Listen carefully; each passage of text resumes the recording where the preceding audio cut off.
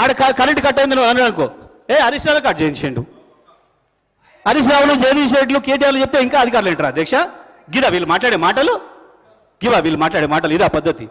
అధ్యక్ష, మేం చెప్పింది ఎక్కడ కూడా మేము ఆరోపణ చేయలే అధ్యక్ష. ఈ ఫోటోలన్నీ హాస్పిటళ్లలో, ఎంజిఎం హాస్పిటల్లో, భువనగిరిలో, అక్కడక్కడ ఆదిలాబాద్ జిల్లాలో హాస్పిటల్లో కరెంటు పోతే సెల్ ఫోన్ లైట్ల మధ్యన వైద్యం చేస్తుందని చెప్పి పత్రికలు. మరి నాసో తెలంగాణనే మీ పత్రిక అనొచ్చు మీరు చూపిస్తే, కానీ ఇండియన్ ఎక్స్ప్రెస్ లాంటి పత్రికలు, ఈనాడు లాంటి పత్రికలు, ప్రతి పత్రికలో, అన్ని పత్రికల్లో వస్తున్నాయి వార్తలు. మరి ఇవన్నీ కరెంటు పోకున్నా వాళ్ళు రాస్తున్నట్ట డిప్యూటీ సీఎం గారు మాట్లాడిన మాట? అసలు విద్యుత్ అయిపోలేదు అధ్యక్ష. ఇప్పటి వరకు ఈ ప్రభుత్వం వచ్చిన తర్వాత పోల్స్ ఇచ్చుడు కానీ, కొత్త కనెక్షన్ కానీ, కొత్త ట్రాన్స్ఫార్మర్ కానీ ఇచ్చిన పాపన ఓట్లేరు అధ్యక్ష. మరి విద్యుత్ విషయం మాట్లాడితే రేవంత్ రెడ్డి గారికి ఇక్కడ కూర్చొని మాట్లాడిన మాటలు గుర్తు చేసుకోవాలి. ఒకసారి కాంగ్రెస్ ప్రభుత్వం మీద తెగ ఓడుతున్నారు కదా, కాంగ్రెస్ ప్రభుత్వం ఉన్నాడు వారి మాట్లాడిన మాటలు. మన ఆయన చచ్చిపోతే స్నానం చేస్తానికే నీళ్లు లేవు అని, ఇప్పుడేమో ఏకంగా కాంగ్రెస్ అద్భుతం చేసింది. కాంగ్రెస్ ఉన్నప్పుడే కరెంట్ ఉండే, మధ్య కేసీఆర్ వచ్చే కరెంట్ తీసేసిండు. మీరు ఆయన చచ్చిపోయినాడు, కేసీఆర్ లేడు కదా, ఆయన చచ్చిపోయినాడు, ఉన్నది కాంగ్రెస్ ప్రభుత్వమే కదా అధ్యక్ష. నేను రాజకీయాలు పోలేదు కానీ మీరు మాట్లాడిన మాట అధ్యక్ష మాట్లాడుతున్నా అధ్యక్ష, సబ్జెక్టే మాట్లాడుతున్నా అధ్యక్ష. నేను మేము చాలా స్పష్టంగా చెప్పినాం. చంద్రబాబు నాయుడు గారు వారు నేను చెప్పిన మాటనే అర్థగంట చెప్పిండ్రు.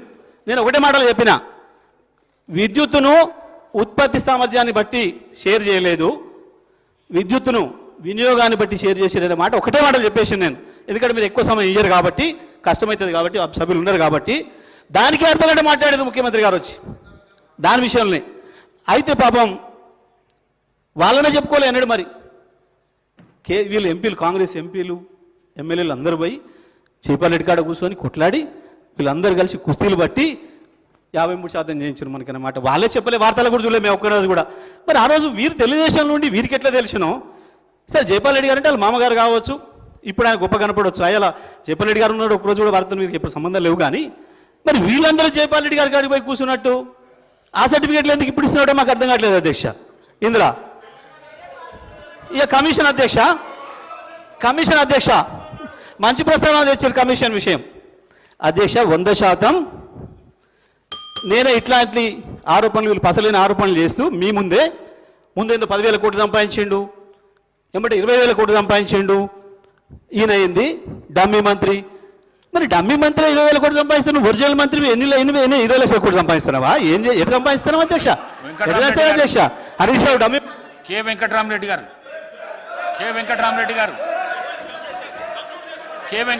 గారు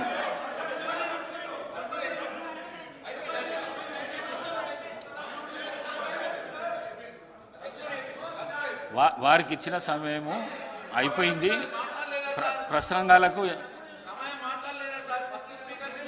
డీవియేషన్ ఓంగా గంట పైన మాట్లాడండి.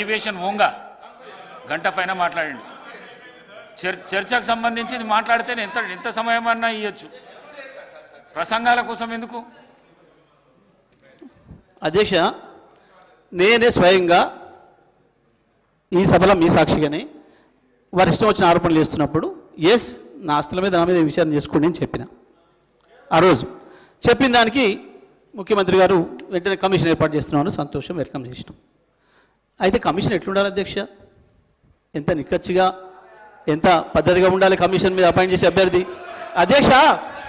అధ్యక్ష మీరు ఏ కమిషన్ అయితే ఎవరినైతే నియమించిండ్రో ఆ అభ్యర్థికి వ్యతిరేకంగా వారు భూ కబ్జాదారుడు అని చెప్పి ఆనాటి పిసిసి ప్రెసిడెంట్ గారు ఉత్తమ్ కుమార్ రెడ్డి గారు, వి హనుమంతరావు గారు, గౌరవనీయులకు చెప్తా ఉన్నాము. కమిషన్ కు సంబంధించిన చైర్మన్ అంశం ప్రస్తావనకు ఈ సభలోకి తీసుకురావడం సరికాదు. నేను ముఖ్యమంత్రి గారు మాట్లాడింది చాలా బ్రాడ్ పర్స్పెక్టివ్ గా మాట్లాడారు. వారి సంబంధిత కమిషన్ కు సంబంధించిన చైర్మన్ వ్యక్తిగత విషయాలు ఈరోజు సభలో మాట్లాడటం సరికాదు. సెకండ్ థింగ్, టెక్నికల్ అంశాలకు పోవటం సరికాదు, సబ్జెక్టీస్ ఉన్న విషయం అధ్యక్ష. దయచేసి వారికి కూడా తెలుసు. నేను ఈరోజు ఇప్పుడు కూడా కోరుతా ఉన్నాను అధ్యక్ష. ఇప్పటి వరకు